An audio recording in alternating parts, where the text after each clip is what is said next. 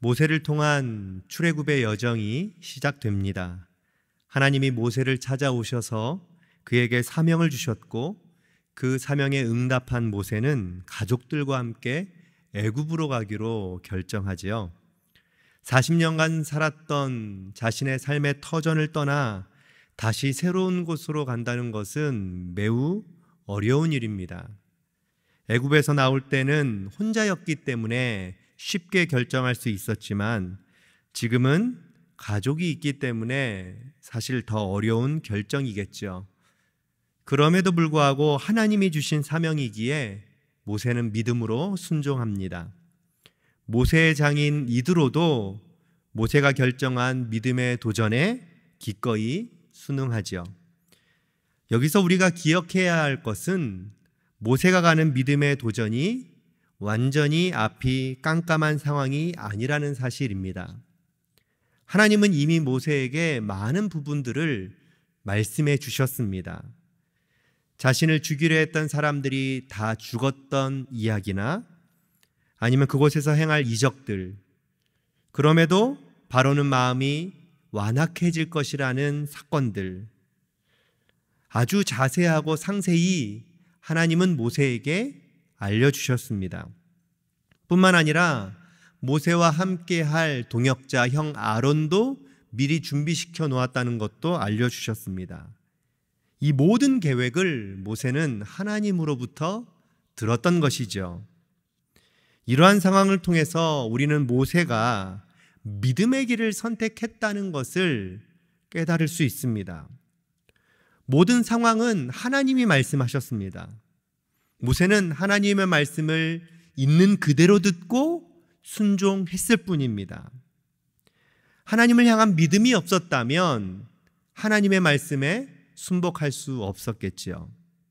만약 하나님이 말씀하셨음에도 불구하고 그것을 믿지 않고 무시해 버린다면 믿음의 길을 포기해 버렸을 것입니다.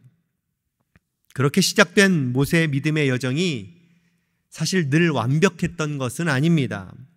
오늘 본문에도 살펴보듯이 여전히 모세에게도 부족한 모습이 있었습니다. 그것은 바로 할례의 문제였던 것이죠. 창세기 17장 10절에 보면 이런 말씀을 소개하고 있습니다. 너희 중 남자는 다 할례를 받으라.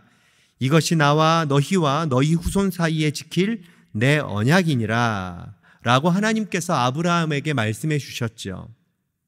하나님은 아브라함 때부터 하나님의 언약 백성이 되기 위해서는 남자는 모두 할례를 받아야 한다고 말씀해 주셨습니다.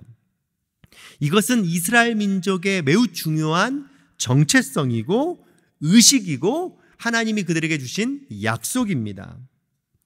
사람이 정한 것이 아니고 하나님께서 정해주신 것입니다.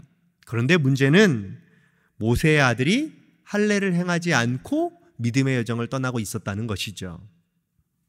왜 하지 않았는지에 대해서 성경은 구체적으로 소개하고 있지는 않습니다만 학자들은 보통 그의 아내인 십보라가 반대했을 것이라고 추측합니다. 더 중요한 것은 믿음의 길을 걸어가는 모세의 가정에 할례를 하지 않은 아들이 있었다는 것입니다. 이로 인해 하나님은 어떻게 하시죠? 모세를 죽이려고까지 하십니다.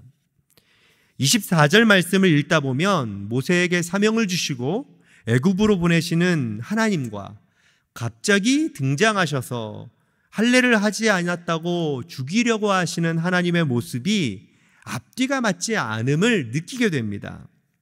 사실 이것은 하나님이 모세를 죽이려는 의도로서 행하신 것은 아니죠. 할례를 행하시도록 하시는 하나님의 특별한 방법인 것입니다. 하나님이 일하시는 방법은 너무나도 다양합니다. 부드럽게 다가오시기도 하시고요. 급하게 찾아오시기도 하십니다. 때로는 소망과 용기를 주어서 그 일을 하게 하시기도 하시고 때로는 무섭고 두렵게 하여서 그 일을 하게 하시기도 합니다. 할례를 행하려 하지 않았던 모세의 가정에 하나님은 어찌 보면 두렵고도 급하게 찾아오신 것입니다. 그렇게 하여 할례를 하도록 하나님이 이끌어 가시는 것이죠. 하나님의 의도는 이 사건을 통하여 하나님의 거룩한 사명을 완수함에 있어서 부르심을 모세의 가족이 당연히 하나님의 거룩한 백성으로서 살아가야 함을 보여주고 있는 것입니다. 출애굽을 통한 하나님의 언약 백성이 되기 위해서라도 모세의 가족은 당연히 할례를 통한 언약 백성의 공동체가 되어야 하기 때문이지요. 우리는 여기서 중요한 한 가지 사실을 기억하면 좋겠습니다. 그것은 하나님의 부르심에 따라 순종할 때에 나의 연약함이 무엇인지 돌아보고 하나님 앞에 솔직하게 내어놓는 삶이 중요하다는 것을 기억하면 좋겠습니다. 사실 감춘다고 감추어질 수 있는 것이 아니기 때문이죠. 하나님은 아주 작은 것 하나라도 그냥 넘어가지 않으십니다. 그런데 그것을 하나님은 우리에게 하라고 말씀하지 않으십니다. 이미 하나님은 예수 그리스도를 통하여 십자가의 보혈로 우리를 완전히 정결케 해 주셨습니다. 우리는 주님 안에서 이미 새로운 피조물이 된 것이죠. 하나님 앞에 이것을 향한 믿음을 가지고 담대히 나아갈 수 있게 된 것입니다. 우리가 할 일은 우리에게 구원의 은혜를 베푸시고 우리를 정결케 해주시는 그 예수님의 놀라운 은혜를 기억하면서 담대히 하나님 앞에 기꺼이 믿음으로 순종하며 나아가는 것입니다. 그러기에 우리는 어찌 보면 모세보다 더 큰 은혜를 받은 사람이 아닌지 모르겠습니다. 그것을 기억한다면 우리는 오늘 하루 더 감사하며 살아갈 수 있겠죠. 사랑하는 성도 여러분, 오늘 하루 주님 안에서 감사하면서 주님의 부르심을 따라 믿음의 길을 걸어가는 금강의 성도님들 되시기를 주님의 이름으로 축복합니다. 하나님이 오늘도 우리와 함께 동행하셔서 우리를 도우시고 인도해 주실 것입니다. 오늘 이 말씀을 생각하면서 함께 기도의 자리로 나아가겠습니다. 하나님은 우리를 사명자로 부르셨지요. 그리고 우리의 삶 가운데 임재하셔서 하나님이 주신 사명을 이루어가고 계십니다. 모든 상황과 환경을 주관하셔서 믿음의 길을 걸어가도록 오늘도 도우실 것입니다. 오늘 하루 주님이 주신 부르심을 따라 믿음의 삶을 걸어가는 하루가 되기를 위하여 함께 기도하겠습니다.